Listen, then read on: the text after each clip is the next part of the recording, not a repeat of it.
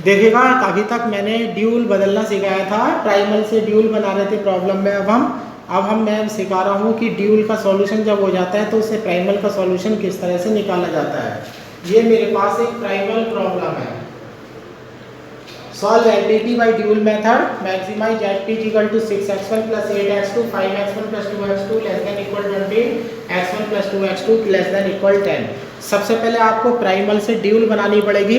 तो पीछे वाली एक्सरसाइज में जो ड्यूल का मेथड आप अप्लाई कर रहे थे वो लेंथी मेथड था, लेकिन कल की वीडियो में मैंने शॉर्टकट भी सिखाया था। उस शॉर्टकट को सिखाने का उद्देश्य यही था कि आप किसी भी प्राइमल को 30 सेकंड के अंदर अंदर ड्यूल में कन्वर्ट कर सकते हैं। एक बार फिर देख लीजिएगा।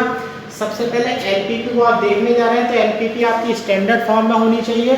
मैक्सिमाइज का क्वेश्चन है तो यहाँ लेस देन है, यहाँ लेस देन है, यानी कि आपकी जो प्राइमल प्रॉब्लम है वो स्टैंडर्ड फॉर्म में है। तो सबसे पहला काम होता है आपको प्राइमल प्रॉब्लम को स्टैंडर्ड फॉर्म में बदलना।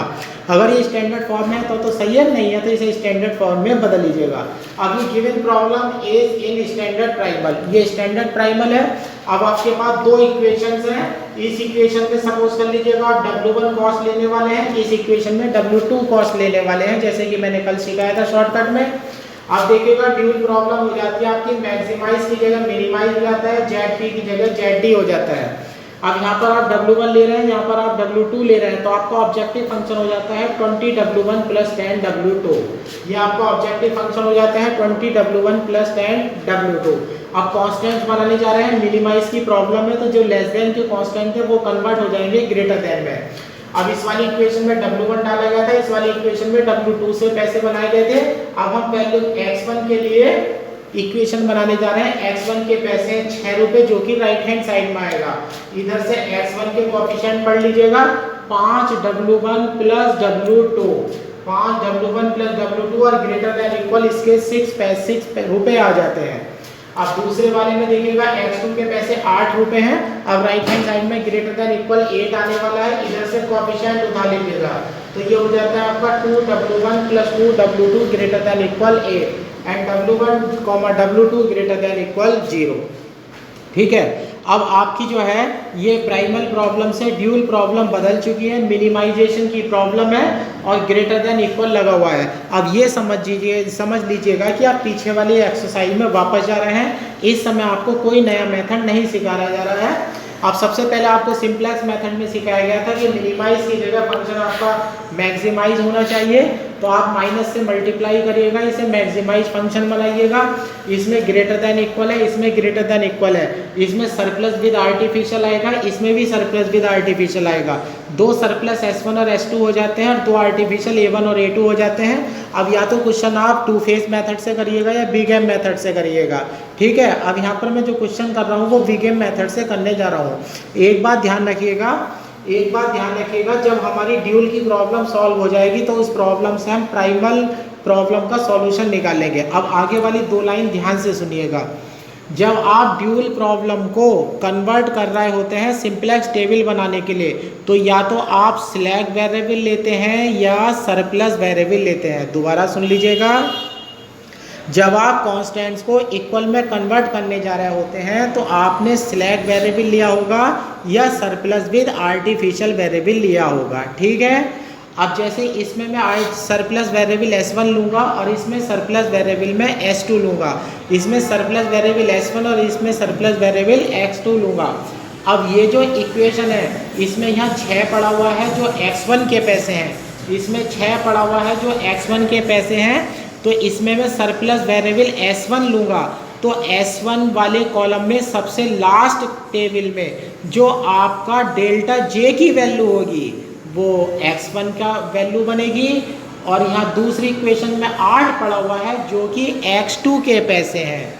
इस इक्वेशन में मैं सरप्लस वेरिएबल S2 लूँगा, तो सबसे लास्ट टेबल में S2 वाले कॉलम में जो डेल्टा J पड़ा होगा वो मेरी S2 की वैल्यू आएगी। अब आते हैं, देखिएगा मैंने surplus with artificial variable introduce कर दिए हैं। अब जैसा मेथड आपका चल रहा था वैसा का वैसे चलता रहिएगा। बेसिक कॉलम सही है, सी भी कॉलम सही है, लेकिन पहले जो वेरिएबल थे वो स्मॉल x में थे, अब उनके जो कॉलम थे वो कैपिटल एक्स से रिप्रेजेंट हो रहे थे, ठीक है। अब आपके वेरिएबल स्मॉल w में है तो कॉलम आप कैपिटल W कर दीजिएगा। स्टार्टिंग टेबल में आर्टिफिशियल A1 A2 आ गए हैं, कॉस्ट -1 है, XB की जगह WB हो गया है, X1 की जगह W1 हो गया है, X2 की जगह W2 हो गया है, बाकी की देखने में कोई चेंज नहीं है। अब इसी तरह से हम प्रोसीजर अप्लाई करते हैं, जैसे कि बिगेन मेथड में आप पहला एक प्रोसीजर अप्लाई कर रहे थे, उसी प्रोसीजर को अप्लाई कर दीजिएगा। अब मैं सबसे राइट टेबल आपको पढ़नी सिखाता हूँ, सबसे लास्ट। आप देखिएगा ये मेरी सबसे लास्ट टेबल है, यहाँ पर मेरी ऑप्टिमिलिटी की कंडीशन सेटिस्फाई हो चुकी है, तो मेरा सॉल्यूशन ऑप्टिमल हो चुका है। W1 की वैल्यू मेरी 1/2 आ गई है, W2 की वैल्यू मेरी 7/2 आ गई है, तो मेरा ये ड्यूल का सॉल्यूशन हो जाता है। मिनिमाइज ZD की वैल्यू 45 आ जाती है, ठीक है। आप देखिएगा ये जो सॉल्यूशन हुआ है ये ड्यूल का हुआ है। ड्यूल के सॉल्यूशन के अंदर प्राइमल का सॉल्यूशन भी छिपा होता है। अब ड्यूल से प्राइमल का सॉल्यूशन किस तरह से पढ़ना है, आप देखिएगा ये S1 जो है ये आपका सरप्लस वेरिएबल था, क्योंकि जब आपने ड्यूल से सिंप्लेक्स टेबल शुरू करी होगी तो उसमें दो वेरिएबल में से आपने एक वेरिएबल यूज़ करा होगा, या तो आपने सिलेक्ट वेरिएबल यूज़ करा होगा, सरप्लस वेरिएबल यूज़ करा होगा। ध्यान से देख लीजिएगा, या तो सिलेक्ट होगा या सरप्लस, वही वेरिएबल लेना है।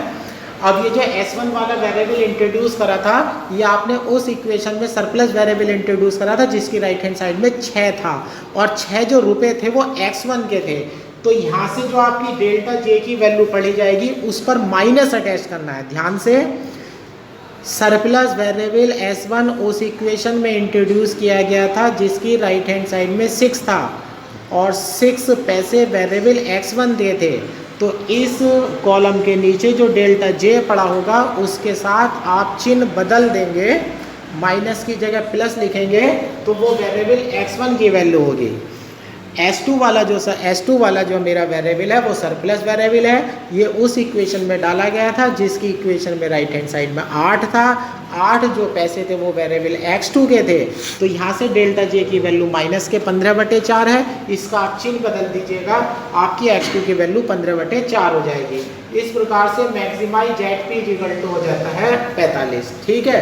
अब यहाँ से आ जाता है, दोनों प्राइमल हो जाती हैं। और ये ध्यान रखिएगा, ऑप्टिमल सॉल्यूशन अगर होता है तो ड्यूल प्रॉब्लम और जो आपकी प्राइमल प्रॉब्लम है उन दोनों का आंसर हमेशा सेम रहता है। देखिएगा इधर भी 45 है और इधर भी 45 है। फोटो में आपको एक टेबल भेजी गई है, उस फोटो में आपको एक टेबल भेजी गई है, उस टेबल में रिलेशन दिया गया है प्राइमल में और ड्यूल में। तो देखिएगा प्राइमल अगर ऑप्टिमल होता है तो ड्यूल भी ऑप्टिमल होता है, दोनों का रिश्ता एक ही होता है। लेकिन अनबाउंड और अनफिजिबल सॉल्यूशन आपस में इंटरचेंज हो जाते हैं, उसके लिए आप टेबल पढ़िएगा और जो एक्सरसाइज दी गई है उसके 5 क्वेश्चन आप अपने चॉइस से डिफरेंट टाइप के छांट सकते हैं। ध्यान रखना एक जैसे नहीं है, ज़्यादा क्वेश्चन करने की कोई आवश्यकता नहीं है, क्योंकि ये मेथड आप पिछले 15 दिन से कंटिन्यूस करते चले जा रहे हैं।